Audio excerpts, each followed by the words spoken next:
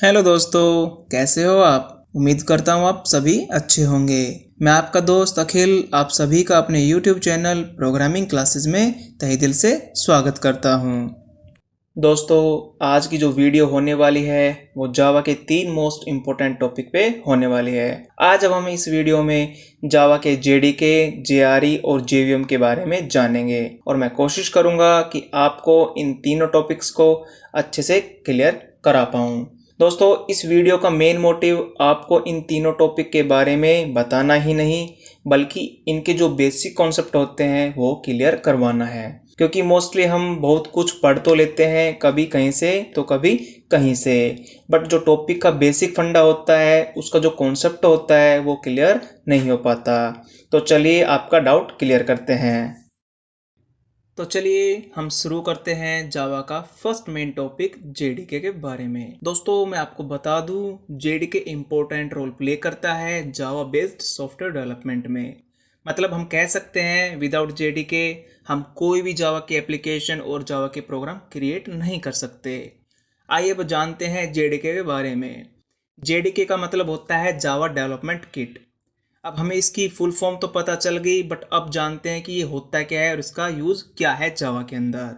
जो जेडीके होता है वो डेवलपर को एक सॉफ्टवेयर डेवलपमेंट एनवायरनमेंट प्रोवाइड कराता है, जिसकी हेल्प से डेवलपर जावा बेस्ड एप्लीकेशन और एप्लेट को डेवलप करते हैं।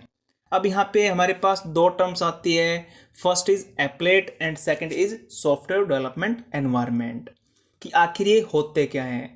मैं आपको बता दूं, एप्लेट एक जावा बेस्ड प्रोग्राम होता है जो वेब ब्राउज़र पर रन होता है, एंड जो एसडी होता है सॉफ्टवेयर डेवलपमेंट एनवायरनमेंट, वो एक सेट होता है प्रोसेस और प्रोग्रामिंग टूल्स का जो जावा डेवलपमेंट में यूज़ होते हैं।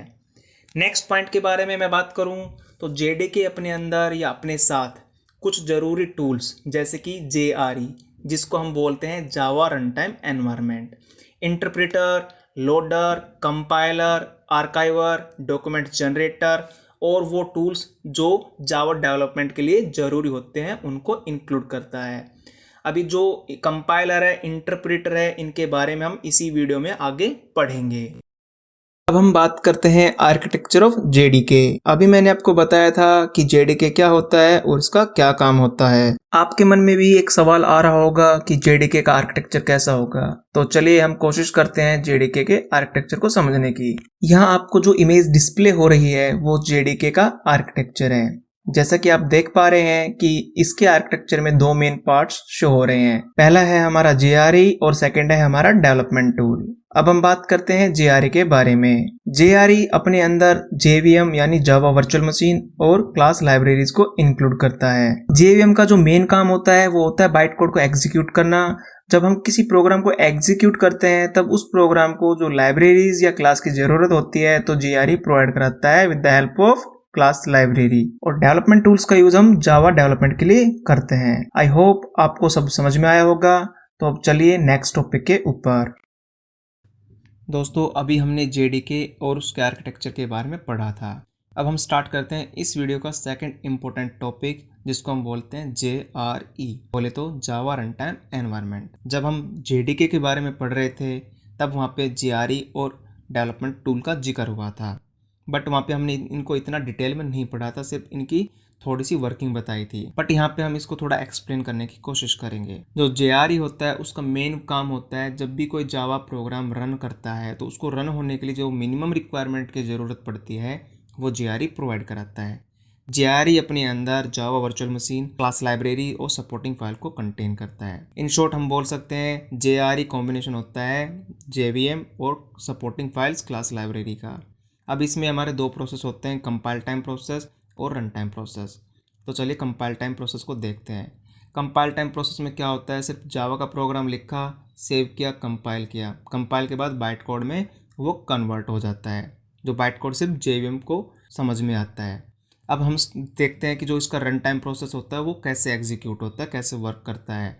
तो रन टाइम प्रोसेस में क्या होता है, जो इसका क्लास लोडर होता है उसका काम होता है क्लास को डायनेमिकली लोड कराना। यहाँ पे 3 टाइप के लोडर यूज़ होते हैं, इनकी अलग अलग वर्किंग होती है।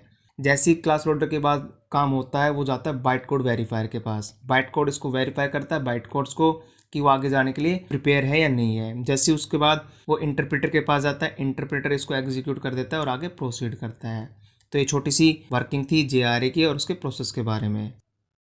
दोस्तों नेक्स्ट टॉपिक अपना आता है JVM यानी जावा वर्चुअल मशीन पे। तो अब इसके बारे में हम पढ़ेंगे कि जावा वर्चुअल मशीन क्या होती है और कैसे इसका काम होता है।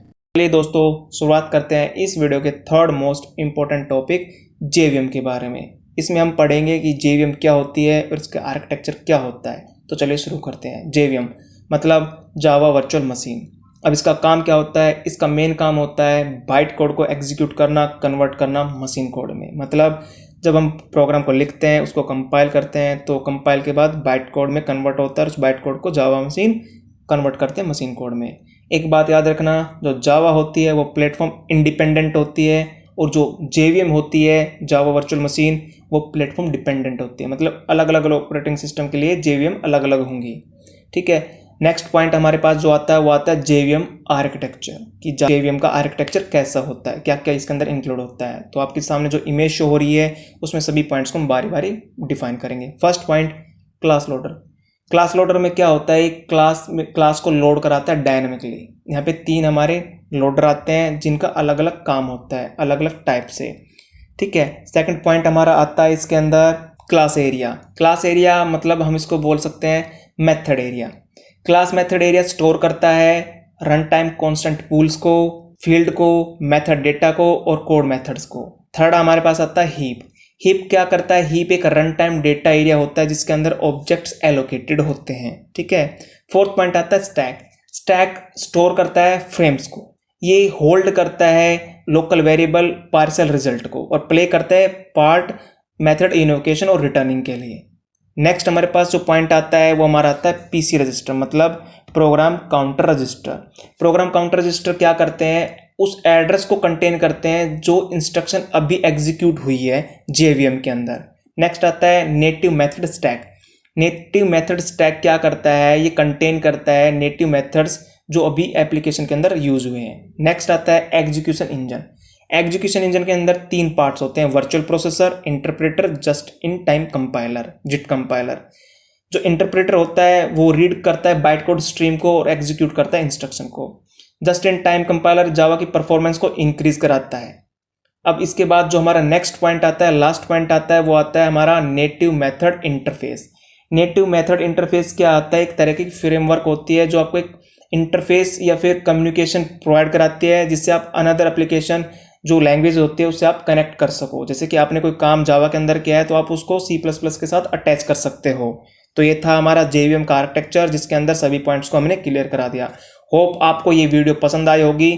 Thank you for watching.